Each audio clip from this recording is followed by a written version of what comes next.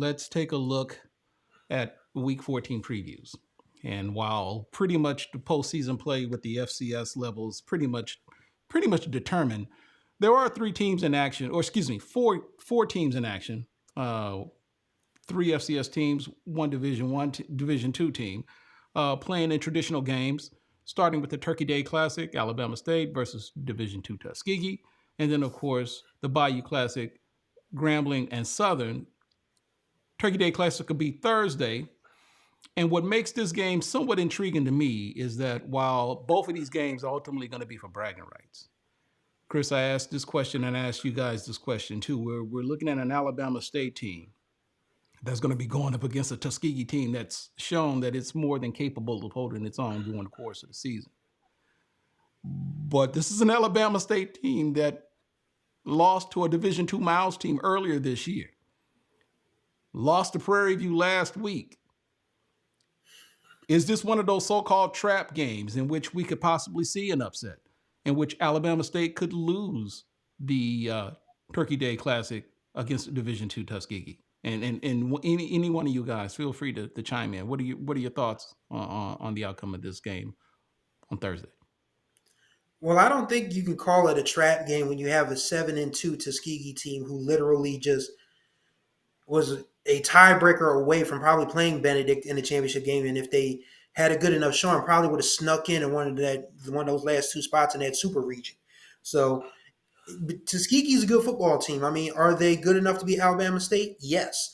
But Alabama State has, started to kind of, I mean, their offense is still iffy, but it's just not, oh my God, let's pray for pick sixes and scoop sixes now. I mean, they can actually put together drives. I mean, they're not pretty, but they have drives that can, led by their offense that can get the job done. So, pride is always going to be a thing that carries you in a game like this. I mean, of course, Alabama State, they want to finish 7-4. Eddie Robinson, has overcome the who swat gate to put together a really good football team this year. And, first year head coach Aaron James, who of course was the quarterback at Tuskegee many moons ago, he's looking to finish his first season strong. So I don't think that, either one of these teams are going to look past each other. Obviously, it's Thanksgiving Day. It's the only college football game in Alabama that matters right now because, I mean, Auburn stunk up the joint against New Mexico State, and Alabama has a pretty good, chance to win this weekend. So I don't feel like, all eyes of the state are going to be on the Turkey Day Classic. So it should be a very good game. And if you had to make me pick, I do think that Alabama State gets it done. Kendrick? Yeah, I'm going to reluctantly agree with Chris and say Alabama State gets it done. That loss to Miles still is kind of fresh in my mind. I'm thinking like they don't want to be the first Division I team to lose to two Division II teams in the same year. That's got to be motivation to come out and play, man. Like you don't want to have that on your resume if you're Eddie Robinson Jr. So I think they win on that one. As far as the Bayou Classic goes, I do not know how that's going to play out because Southern has a new coach. I don't know what their game plan is going to be. I don't know how they're going to approach the game. I'm pretty sure the players might be motivated to say, hey, like, let's win one for our coach who's going through chemotherapy right now. But at the same time, you don't know how these games are going to play out. Like Grambling, they're going to have their best season that they're going to have since, 2019? So they're motivated to finish on a high note.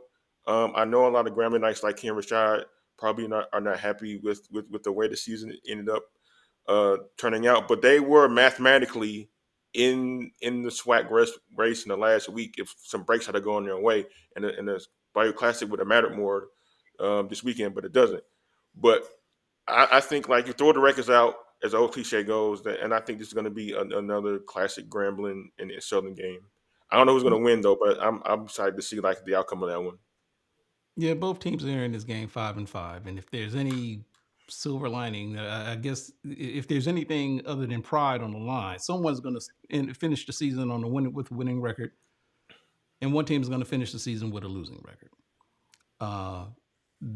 As you indicated, if you look at the situation with Southern, which is going to be led by Terrence Graves, which is kind of ironic because if you recall, T. Grays, as they affectionately call him, and I know him personally as well, was in a situation 2 years ago after Grambling fired Broderick Fobbs. The week before the Bayou Classic, Terrence Graves was named the interim head coach of the team, and he actually led that team to win that final game against Southern 2 years ago. Now he finds himself in a similar situation, but coaching for the opposite team, in which the school gets rid of Eric Dooley as the head coach.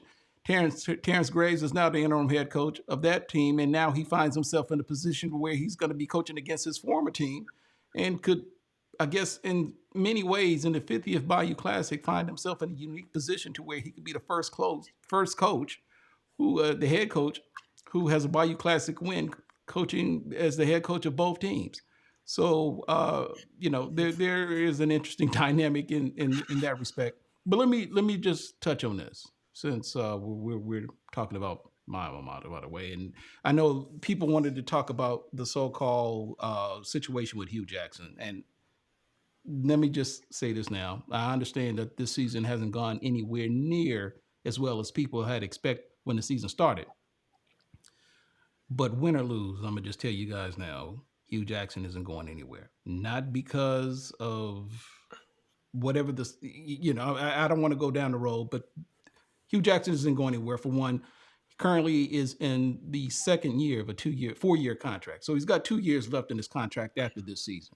And I seriously doubt anyone is going to just get up in arms, even though I didn't think they'd do it with Southern too. But someone actually came all together and they raised what I believe $640,000 to buy Dooley out of his contract, from what I'm told. But at the rate of $400,000 a year in which Hugh Jackson is being paid, I just don't see anyone taking those type of steps. When you put it, especially when you put in consideration, I understand this is a low bar, but for all intents and purposes, this Grambling football program, or the team in and of itself, is actually better now compared to when Hugh Jackson, compared to what it was when Hugh Jackson took over. So they've already exceeded the number of games that they won last year. The talent is better this year compared to last year. And when you put in consideration, you guys have heard me make this argument before, and I'm going to make it again. When you put in consideration how his season, the first season, was interrupted with, I'm a firm believer. If you're going to hire a head coach, and if he's going to be held accountable for wins and losses, you have to give him the autonomy to coach that team as he sees fit. So if it means him having to go out and hire Art Browse as an offensive coordinator, so be it. But if for whatever reason he hires a coach, and then someone higher up, whether it be the board of trustees or the governor or whatever the case may be, from Baton Rouge, says, you know what, he can't coach for this team, he's got to go, then you know what, you can't hold the head coach responsible at that point, because now you've chopped the legs from underneath him and he's got to pivot on the fly. So I'm not saying that the season would have necessarily been any different in year one for Hugh Jackson had Art Browse stayed, but my point is that as far as accountability goes, that isn't all on him, because there was interference involved. So ultimately, as far as I see it, year two of the Hugh Jackson era is literally as far as I'm concerned, is year one. So we've seen what he's done up to this point. Granted, he's had an awful lot of time during the 2 years that he's been at Grambling to kind of get a feel for how the lay of the land. He knows what's expected. He knows how the administration works. He knows a little bit more about what's expected from him with the fan base. I think year three, or next year, will be the year that really defines what this Hugh Jackson era is going to be about. And I'll just leave it at that. Grambling by 14, by the way. Chris, I am interested to hear your thoughts about the Bayou Classic. Well, going back to the situation with Art Browse, you literally, and I'm probably going to lose some folks with this, but you literally cannot have a guy here who was presiding over a program that was involved in some very nasty business, and you don't want that stain or that stink on your institution. Quite frankly, you can. I mean, people can dress it up however they want, but the stuff that was going on at Baylor University under Art Browse was just diabolical. But keep in mind, though, it was eventually confirmed that he had no culpability over what happened there. People can say that, but at the same time, you are the head football coach. You know what's happening with your program, whether people want to say he did or not. Like they're like, you like that's like me, that's like me. Like let's say, I got a ne'er do well cousin that is robbing a bank. He's trying to rob a bank because that he's on that powder or whatever. If I drive him to that bank and he goes in there, everybody on the floor, down, put in the bag, put the money in the bag, and he comes out with that bag full of money. He's stumbling over himself because he's a ne'er do well, and he didn't forgot to put the mask over his face. Now the security camera knows who he is. He's got the LA light. He's got the LA gear with the blinkers on, so everybody can see him. And he gets in my car. I'm still an accessory. Art Browse is still an accessory, whether people want to admit it or not. And credit to the Grambling, folks for saying, okay, yes, we want Hugh Jackson, but we can't have Hugh Jackson at that price.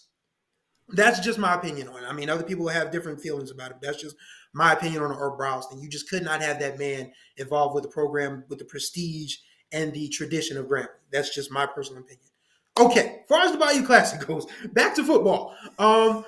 This Grambling team to me feels like this is a team like Ken said, this is actually year one for Coach Jackson, and it's been a pretty good year one, all things considered. Southern, on the other hand, they just had no patience for one of their own, which I find to be very disappointing. But I have experience with that, as I'll talk about in my closing argument.